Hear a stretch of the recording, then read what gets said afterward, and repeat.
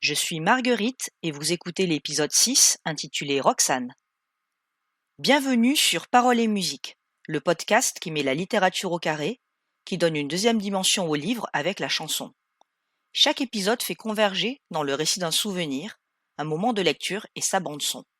Bonne écoute.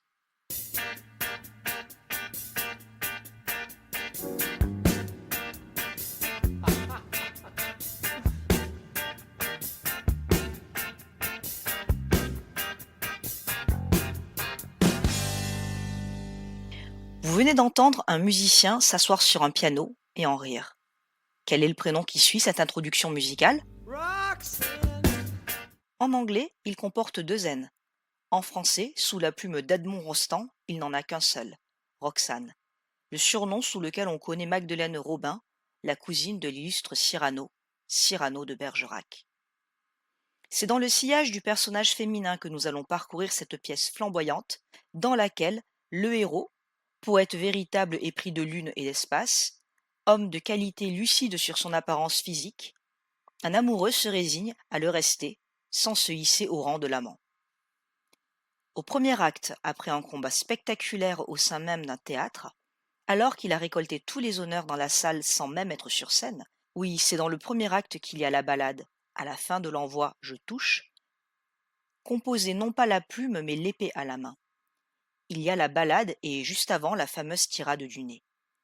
C'est dans cette aura glorieuse que Cyrano confie à Lebré son amour pour la plus belle qui soit et qu'il lui décrit ainsi Roxane.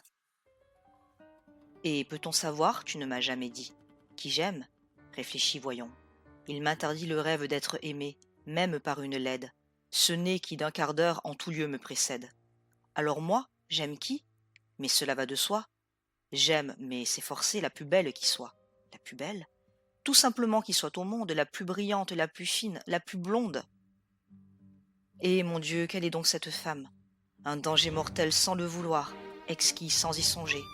Un piège de nature, une rose muscade, dans laquelle l'amour se tient en embuscade. Qui connaît son sourire a connu le parfait. Elle fait de la grâce avec rien, elle fait tenir tout le divin dans un geste quelconque. Et tu ne saurais pas, Vénus, monter en conque, ni toi, Diane, marcher dans les grands bois fleuris, comme elle monte en chaise et marche dans Paris. Sa prestige, je comprends, c'est clair, c'est diaphane. Magdeleine Robin, ta cousine ? Oui, Roxane. Tout le monde aime Roxane. Cyrano, De Guiche, son propre rival, qui logiquement ne se sent nullement menacé par la laideur du bretteur au long nez, mais plutôt par la beauté de Christian, celui qui a réellement les faveurs de la jeune femme.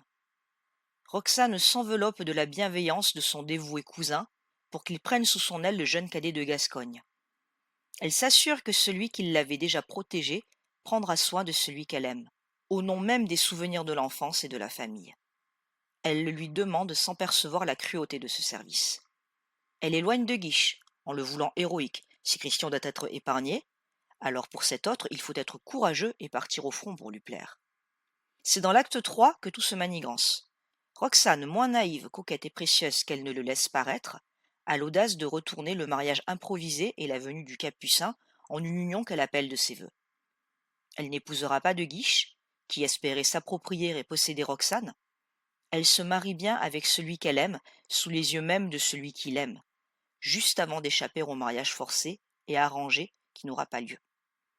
Mais c'est peine perdue, car tout le monde, marié ou pas, doit partir sur le siège d'Arras. La scène du balcon où Roxane laissait, sans en connaître la provenance, les mots doux grimper à ses oreilles, est désormais déjà bien loin. L'acte 4 se veut spectaculaire.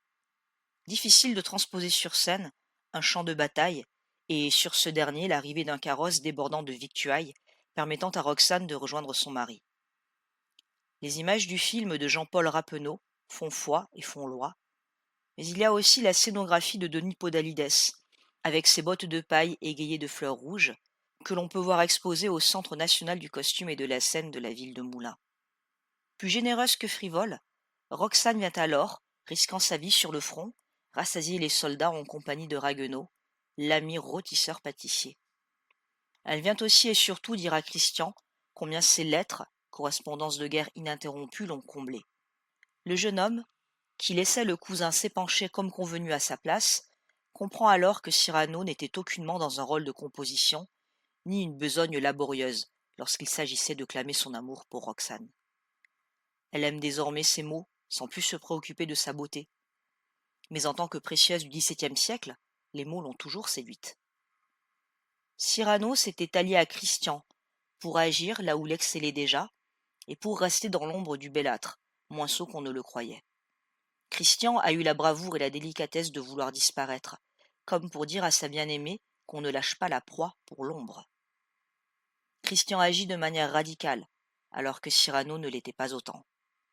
Les paroles de la chanson de Sting nous assènent « I won't share you with another boy ». Je ne te partagerai pas avec un autre garçon. Mais Cyrano, lui, n'a pas pu se le permettre. Séduire Roxane, mais à quel prix? Deux hommes aimants conjuguent leurs sentiments pour lui mentir, et même veuve, Cyrano perpétue son mensonge. En bon ami qu'il est resté, il vient lui rendre visite dans le couvent où elle s'est retirée, déroulant pour elle une gazette, continuant de venir à elle comme du temps où il bravait les balles ennemies pour lui faire parvenir les fausses lettres d'amour de Christian. La fiction rejoint la réalité, et comme le véritable Savinien de Cyrano de Bergerac, le héros vieillissant de Rostand reçoit une pierre qui lui sera fatale. Roxane, qui se laisse aimer les yeux fermés, s'étonne de voir lire Cyrano dans le noir, à moins qu'il ne lise pas, mais qu'il connaisse, par cœur, l'ultime lettre chérie de Christian, celle qui porte encore le sang du coup qui lui fut fatal. Roxane comprend enfin comment les deux hommes se sont joués d'elle, et Cyrano déploie ses dernières forces pour énergiquement nier ses sentiments passés. Il y a un dernier duo amoureux dans la réplique « C'était vous », répété par Roxane, et qui pourrait trouver son humble réponse dans une autre chanson interprétée par Sting.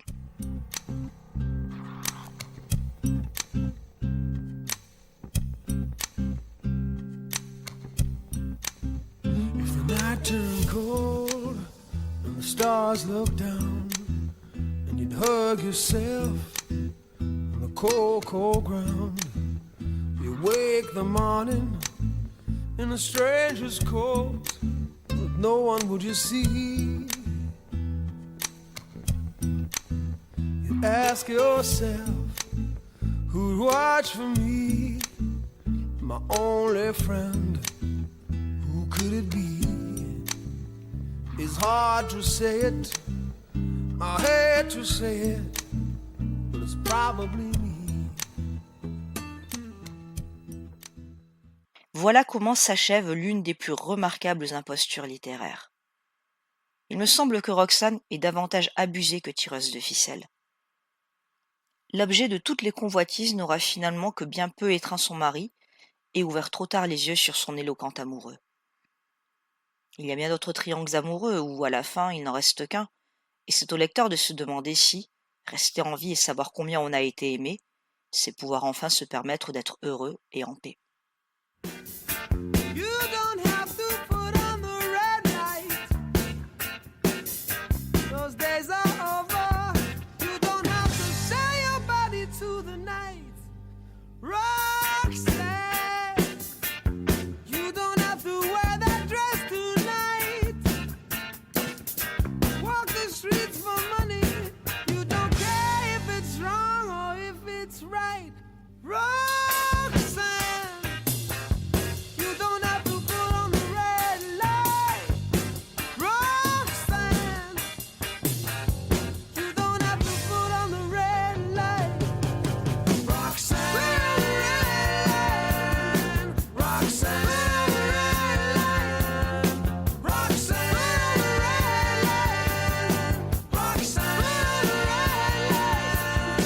Roxanne,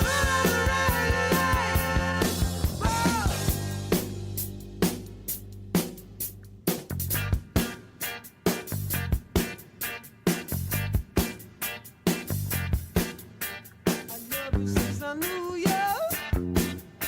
I wouldn't talk down to you. I have to tell you just how I feel. I won't share you with another boy. I know my mind is made up, so put away your makeup. Told you once, I won't tell you again. It's a bad way.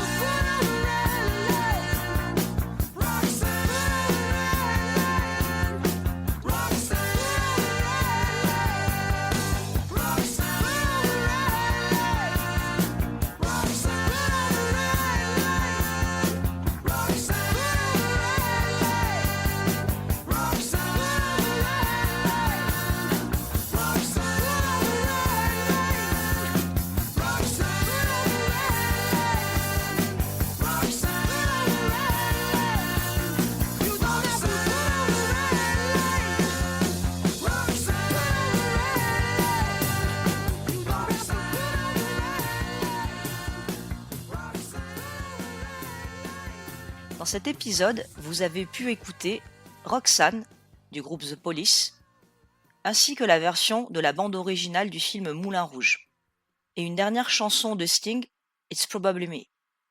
Merci pour votre écoute. N'hésitez pas à soutenir le podcast en lui attribuant des notes et des commentaires. Et abonnez-vous à la page Instagram de Marguerite pour suivre l'actualité du podcast. À bientôt pour d'autres épisodes en parole et en musique.